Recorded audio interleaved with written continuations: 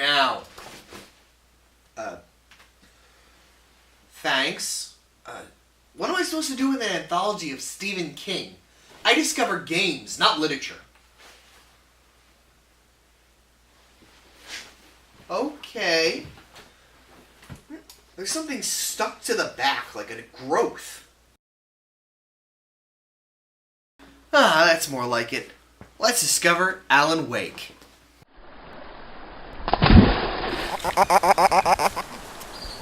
Alan Wake comes to us from developers Remedy Entertainment, who are known for interweaving story into their games, and this particular one takes it to a whole nother level. Because the entire idea of a story is the backbone for the game. Now, tell me if this sounds a little bit familiar. A writer who's having a difficult time working on his stories is out in scary woods where weird supernatural events start occurring for no given reason. But does it happen in Maine? Washington, actually. But yeah, Stephen King. Close enough. The story draws heavily from his works, and actually Stephen King's name is the first words you hear in the opening cutscene. It's great that you have an inspiration, Remedy. And Stephen King is an awesome author to be inspired by. But be careful, because you're coming off a little strong. It kind of feels less like inspiration, more like, please notice me, senpai. The game opens with a nightmare tutorial as you try and reach a lighthouse and escape a dark presence. Most confusingly, a soothing voice and a brilliant light lead your way, quoting poetry at you. The main enemy that we'll face in the game are the Taken, humans who have been possessed by the darkness. It shields them, but by shining our flashlights on them, we can burn it away, leaving them open to the universal weakness of bullets. We wake up in a car, our wife comforting us from the nightmare. It turns out that we haven't written anything in a long time due to stress and writer's block, and we went on vacation to the mountains of Washington to relax. The game has a slow start, establishing the characters and setting as we see the barge arrive, listening to characters talk about the upcoming Deer Fest in the local town, and head to the local diner where it turns out an obsessed fan works. A common complaint is that Alan narrates a lot of what happens around him. I had to go to the lighthouse. I knew there was something important waiting for me there. This is actually part of what I enjoy most about the atmosphere. It feels like we're literally playing a book. The narration feels like the moments when a book tells you things you knew would happen. Those are the little moments that remind you that the book is in your hands, around your mind creating the images out of the words. Except now, those images are playable. You go to the back of the local diner to pick up your keys, but a weird old lady in mourning clothes informs you that he had to run out and gives them to you instead. She's a bit creepy, but to be fair, it's dark, she's an old lady, and I have Stephen King on the brain, so my creep factor was already going. So let's get back out of here and head off to our cabin. The cabin is beautiful, with the sun setting behind the mountains slowly as we explore the island. We have the whole place to ourselves, a beautiful wife by our side, even if she is terrified of the dark. So we have to take time and hunt down the generator and make sure everything's running properly. It's definitely worth it though, because she's got a surprise. Well, hello there. I'm not the surprise. It's in the study. Go take a look. Yeah, turns out her surprise is that she actually wants us to do our job for once. I mean, come on, we don't need money to live or anything. This is completely unreasonable. We should just stand outside and sulk, since nothing bad could possibly happen while we're not there. Alice! Oh no!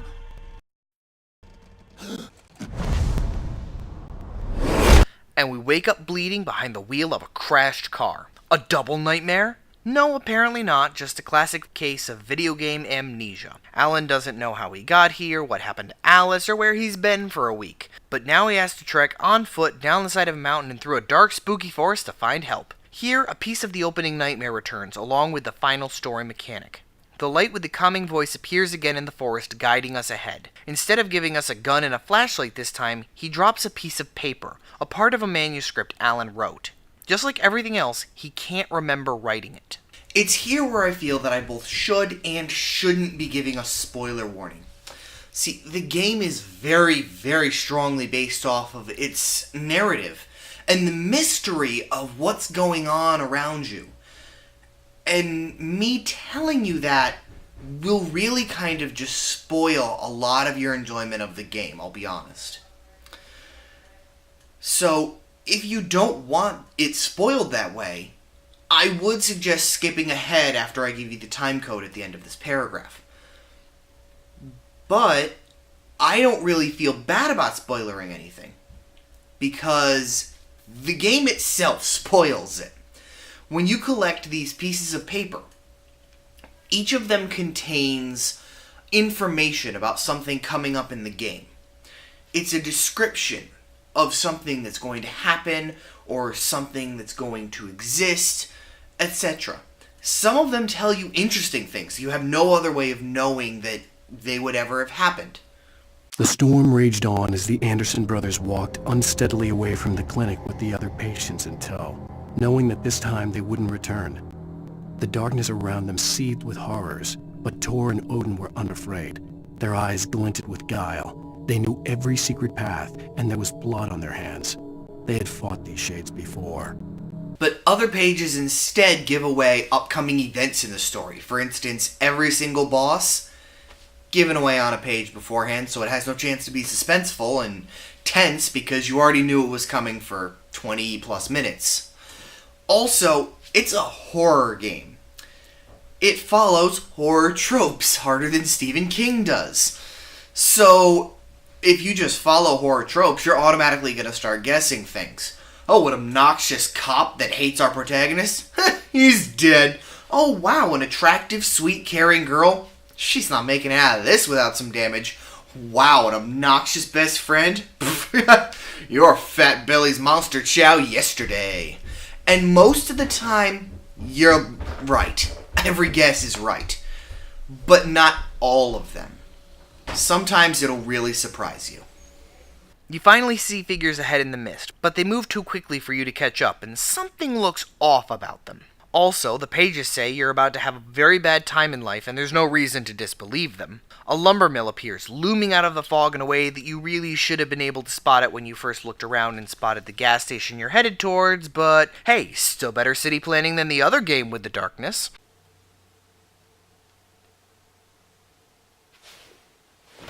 The guy who was supposed to give us the keys to the cabin appears, wreathed in darkness and pulling an axe from a corpse.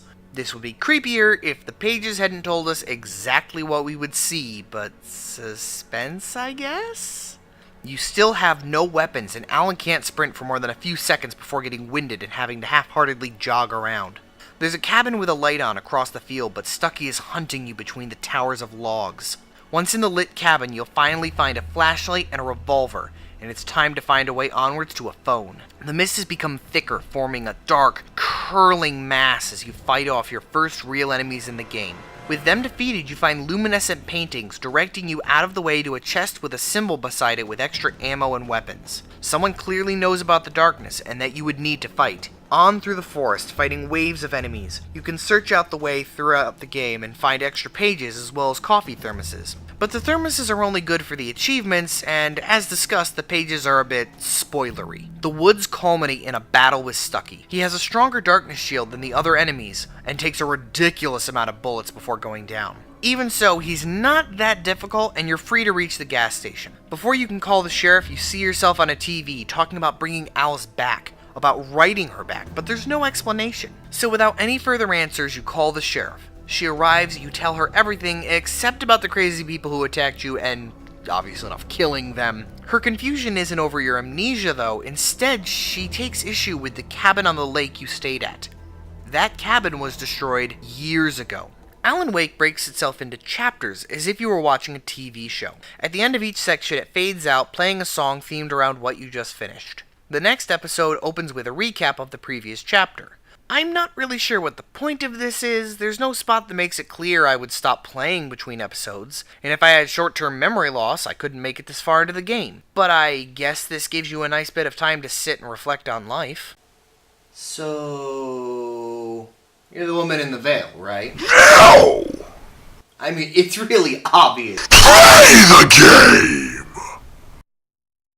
Chapter 2 begins several years before all of this started, as we were publishing one of our books. The scene shows Alice as his graphic designer, his friend Barry and she don't get along, and that Alice is afraid of the dark. We also find out that Alan never knew his father, that he warded off his own fear of the dark as a child with a magical light switch called the clicker. The intense action continues in the present day as Alan finishes being checked out by the local doctor, meets the resident crazy lady who is obsessed with making sure the lights are always on, and gets interrogated by the sheriff. Finally, you get a phone call that says Alice has been kidnapped and that they want to meet at Lover's Peak. You return to the office and punch out a local man who runs a mental clinic for artists. But before you can get arrested, Barry arrives and spirits you away into the mountains. Barry doesn't believe your story in the slightest, but you wrote something finally, so as your agent, he's completely on board. You take a trip to meet the park ranger, where you run into Rose again. It's kind of disgusting when Barry hits on her, but you get the keys to a cabin. Leaving Barry behind at night, you head up the mountain to meet with the kidnapper. Here, I will address another issue a lot of people have with the game. Sometimes when enemies appear, the game will shift into slow motion, the camera spinning around to show you the enemy in relation to yourself. A lot of people take issue with this for some reason, and I just simply don't understand it. With the atmospheric shadows and constant creepy sounds, you wouldn't know you were under attack until you were hit. The slow-mo serves to make sure that you're not only aware that enemies are coming, but you know exactly where they're coming from when every tree looks the same.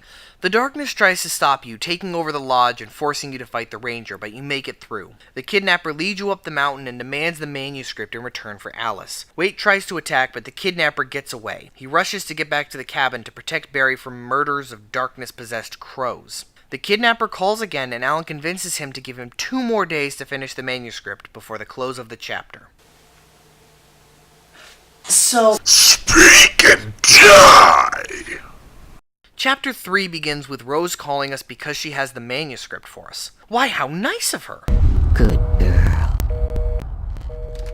We go to visit her and she knocks us out with coffee. Now we'll lose a day. Yeah, she didn't kidnap us, tie us up, take us anywhere. We all just sit in her living room until we wake up. She's a shaking wreck and we need to get to our car. But before we can, we're accosted by Agent Nightingale of the FBI. Alan runs for it as the agent opens fire around civilians. As you run from the cops, the darkness is destroying their squads, flinging police cars and dropping helicopters out of the sky. You pass through more woods, because that is apparently the default state of horror, and you make it to the local radio station. Nightingale and his gun are on you again. You keep running, but the darkness is growing stronger and it begins to possess inanimate objects, throwing lengths of pipe and barrels and anything else heavy at you. You travel through another creepy worksite where you're set upon by the next boss, a possessed bulldozer that revs up and sets upon you out of nowhere as you enter its arena. This is exactly what I was talking about earlier. This is creepy. The biggest thing that has been thrown at us so far is slightly larger than our body, and out of nowhere this massive, earth-moving machine is tearing down on you of its own accord. You would have no reason to expect that the rules would be changed this way, except that you already read it was going to happen. One of the manuscript pages shortly before the fight specifically described not only what was going to attack you, but how it would move, act, and that it would be unexpected.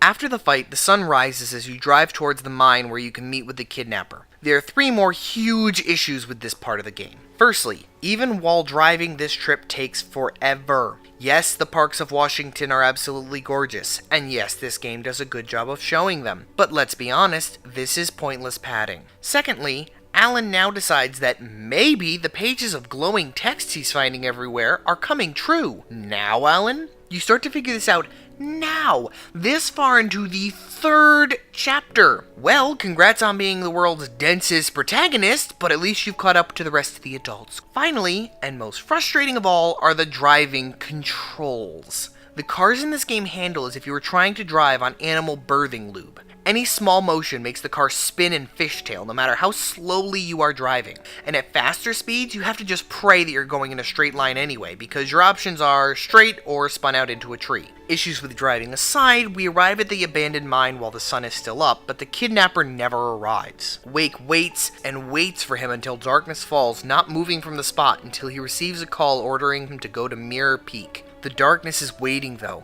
The fight up the mountain and through the mines is difficult. Taken and possessed objects wait behind every corner, but at least the game is generous with the ammo. From time to time in the game, you find yourself on the TV, describing what is happening, how you are writing the story, but your editor is changing it, how you will write yourself out of the cabin and into the story, how it is the only way to save Alice.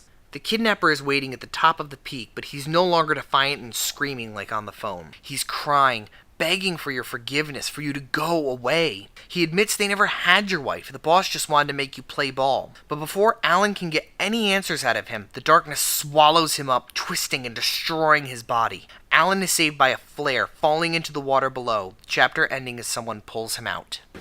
You know, as weird as it sounds, with these middle sections, it actually kind of feels like a TV show that you're playing, like a more awesome Lost. Thank you.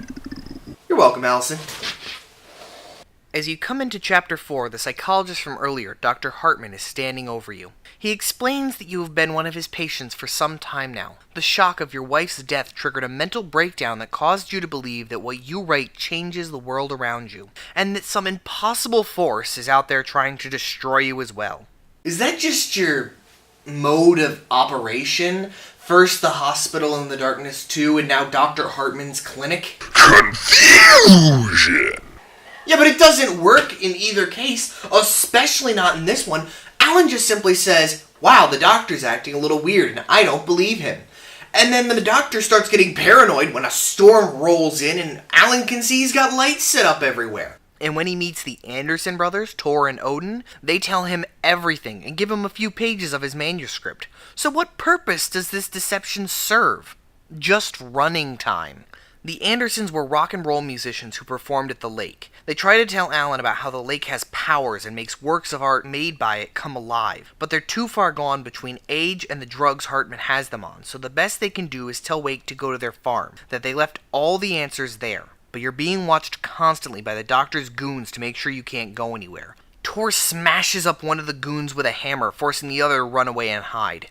You break into Hartman's office to find Barry in your manuscript pages. As you confront Hartman, the darkness attacks the clinic, throwing furniture and possessing the doctor. You have to escape through a hedge maze, driving with Barry again. He no longer thinks you're insane and is ready to help, but the darkness isn't finished with you yet. It forces your car off the road. You're split off from Barry, but you can see the farm down the mountain, so it's time for more, you guessed it, spooky woods. As you work your way down to the farm, you arrive to find a rock and roll stage, complete with a giant metal dragon and Viking paraphernalia.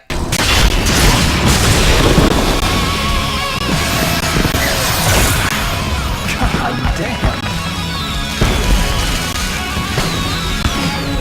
This is the best part of the entire game. You battle waves of Taken as the stage lights and pyrotechnics will help you in the fight, all with the awesome song Children of the Elder God playing in the background. The battle culminating with the end of the song.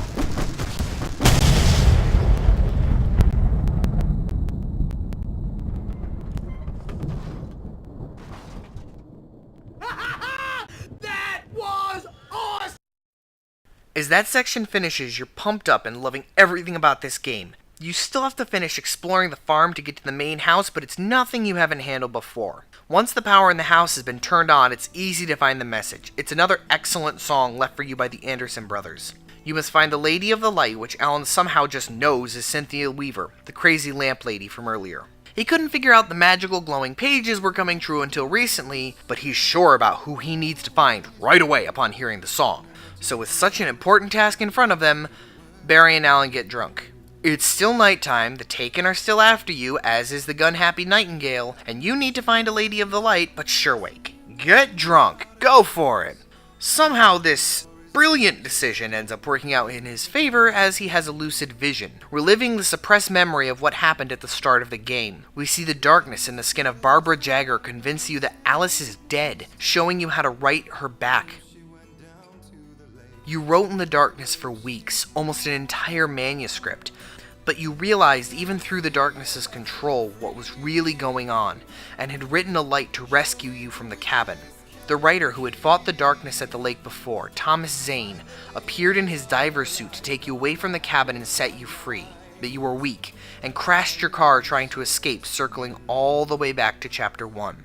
You come to from the vision, knowing it's all your fault, to find Nightingale's gun barrel pointed right at you. Thus ends Chapter 4. Don't you dare! Oh, what?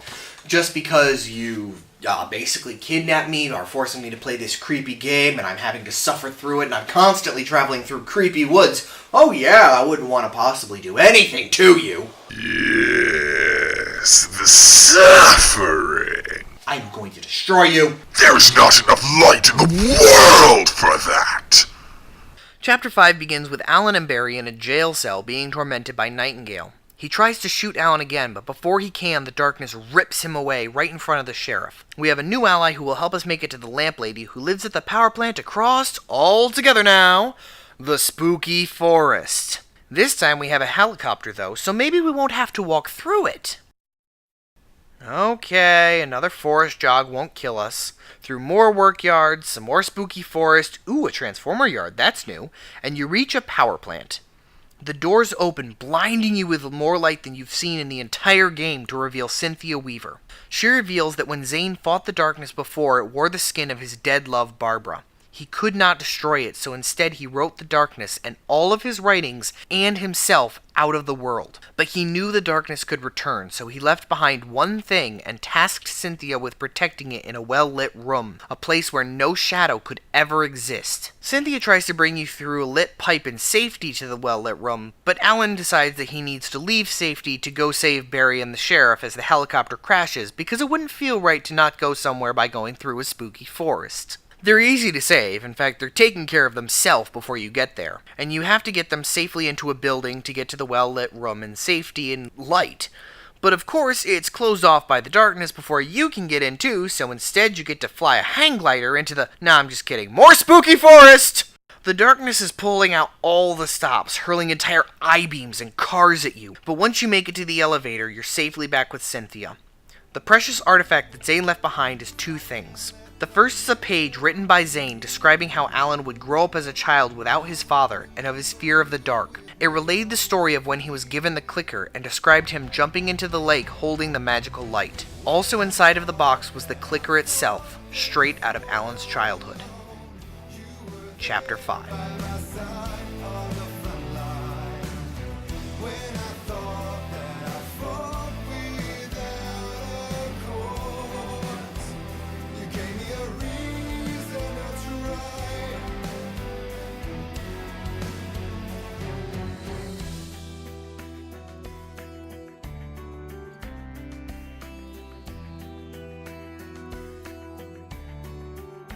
Chapter 6 places us back in our apartment with a hangover, just in time for an argument with Alice.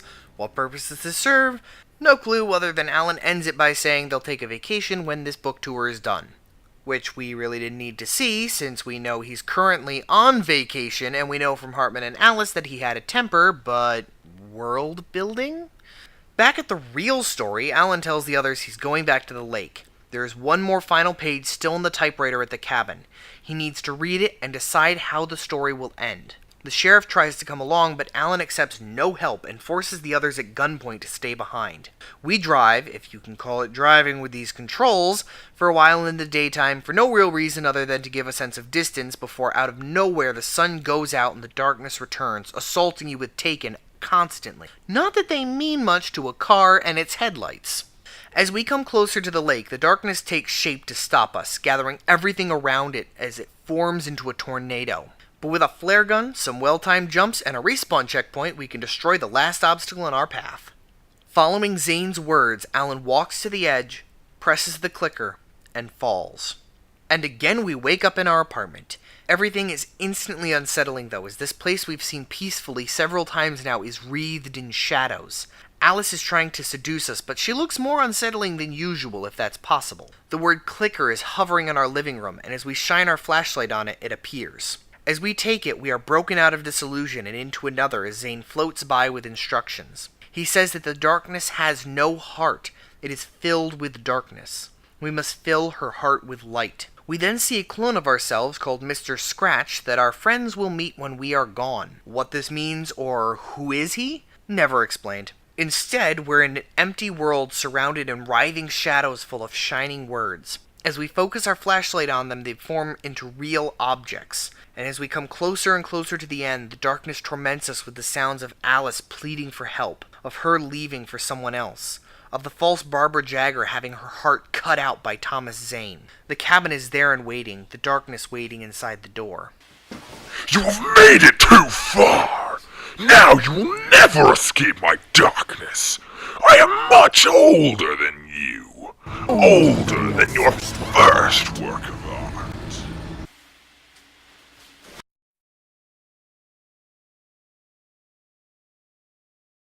Alan has defeated the darkness, and he is free to finish the story. The beginning of the game plays out one last time, but this time Alice pulls herself out of the lake, alone and confused. The world has continued in its own way, and everyone is safe and happy, yet some things cannot change.